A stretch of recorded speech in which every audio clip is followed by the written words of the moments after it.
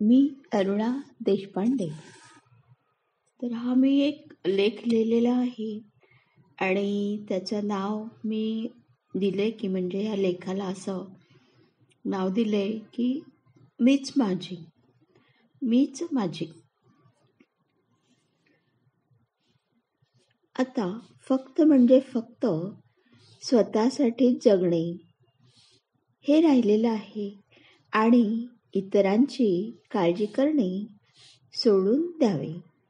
माझ्या आवडीनिवडी, माझे छंद मी जोपासणार, मनसोक्त फिरणार.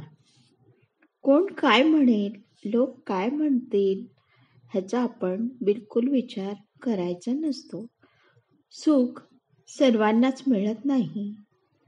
स्वातंत्र्य मिळणं ही खूप मोठी भाग्याची गोष्ट आहे आणि आज आपण स्वतंत्र आहोत. तर त्या स्वातंत्र्याचा आनंद आपण घ्यायला हवा.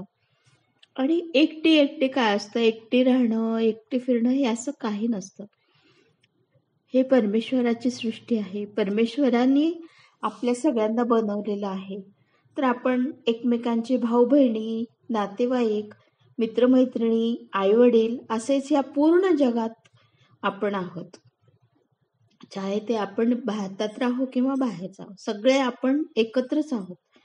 एकाच परमेश्वराची मुलं आहोत. तर म्हणतातच वसुधैव कुटुंबकम. तर आपण सगळे एकच आहोत, एकच फॅमिली आहोत असं आपण जर मनात धरलं, आपण भाऊ बहिणी असं म्हणून जर हे जग पाहिलं तर, आणि आईवडील जे आपल्यापेक्षा मोठे आहेत, महान आहेत, आपले आईवडील आहेत, आपली मैत्रीण आहे, हे असं जर आपण जग पाहिलं तर हे जग अतिशय सुंदर आहे.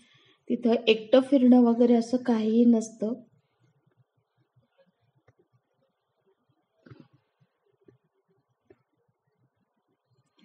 आणि मग हे असं कोणी काही म्हणलं, समजा तू एकटे राहते किंवा दिस इज नॉट हे मॅटर करत नाही, कारण आपल्या अवतीभोवती आपली फॅमिलीच असते. त्याच्यामुळे ही भावना सोडून द्यावी. आणि म्हणजे हा शब्द अयोग्य आहे. एकटं हा शब्द अयोग्य आहे माझ्या दृष्टीने. तर आपण पुढचं लेख बघूया की स्वातंत्र्य मिळणं ही भाग्याची गोष्ट आहे आणि आज आपण स्वतंत्र आहोत आणि आरामात मस्त स्पेशल चहा घेऊ शकतो, निवांत बसून. ना कसले बंधन ना काही, फक्त म्हणजे फक्त आपण. आणि फक्त परमेश्वरांनी प्रत्येक क्षण, वेळ व दिवस आपल्या सर्वांना उपहार म्हणून दिलेला आहे. ते फक्त म्हणजे फक्त सुखासाठी, आनंदात जगण्यासाठी. बस एवढंच. आपण आपल्यासाठी जगावं.